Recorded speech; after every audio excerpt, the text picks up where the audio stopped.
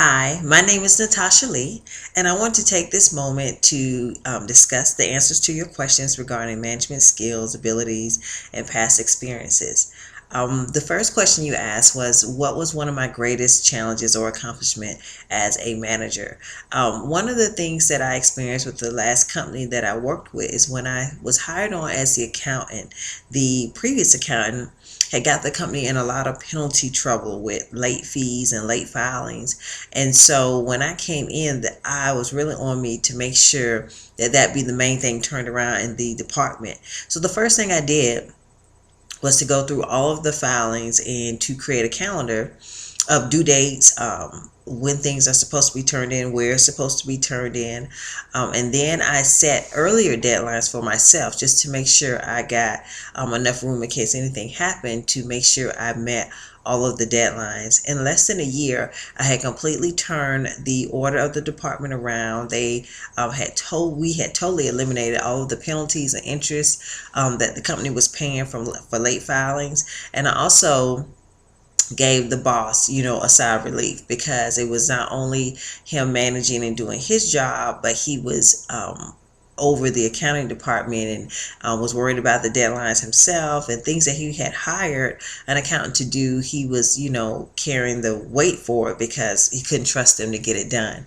And so I've always prided myself on being able to bring more confidence back to that department in the company, because I came in and turned things around and put things in order. And even when I left, I had left an assistant in place where she was able to follow the structure that I had set up, and the company has been penalty free since that day. One of the say least favorite supervisors that I worked for was when I worked for an attorney. And when I was hired as the office manager slash bookkeeper. And once I got the job, I found out that there was another slash on the job description as a legal assistant. I came in without any previous experience, no training in the legal field. It was just in accounting. And I was thrown right in with out any real instructions on what to do, just kind of verbally told, and kind of put documents together the best I could. The attorney was really upset because things were not the way he wanted, but he was unable to communicate exactly what he wanted. He was unwilling or unable to train me and how to create the documents that would be pleasing for him. And so there was always tension on the job. When it came to the accounting part and the bookkeeping, there was no problem, and I was able to do that because I came in with that previous education. I came in with previous experience. But when it came to the legal side of things, there was he was disappointed, I was frustrated, and it was just really a bad experience. And I really dislike going to work because the environment was, just very suffocating, and I just, constantly was frustrated. And so that was my least favorite supervisor, for his, lack of ability to communicate, and without his willingness to train or educate me on how to do my job successfully. So that, I would say, was my least favorite supervisor to work for.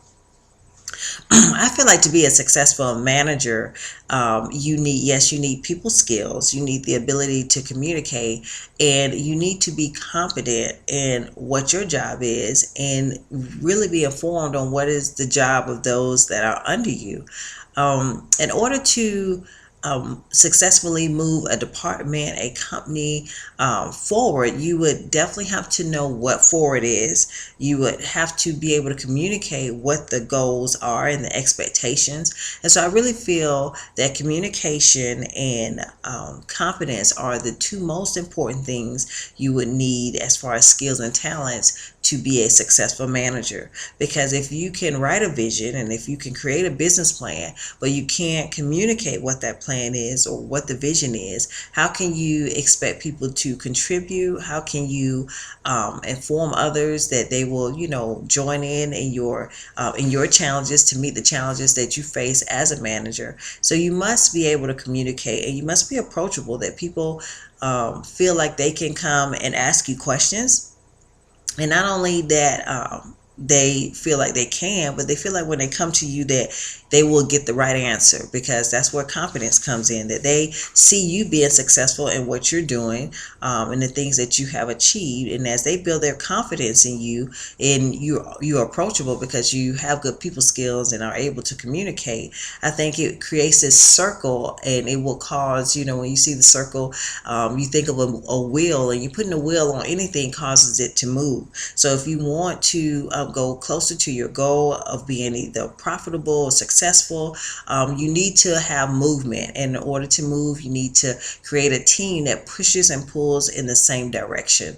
So in my opinion, in order to really be a successful manager, you will have to be well versed on your job and the expectations of others, and be able to communicate those expectations, that there won't be frustrations, there won't be disappointments, because when the communication is there, whether they can or can't do the job, you'll be able to make those adjustments as a manager, to be able to keep moving towards the vision and goals of the company.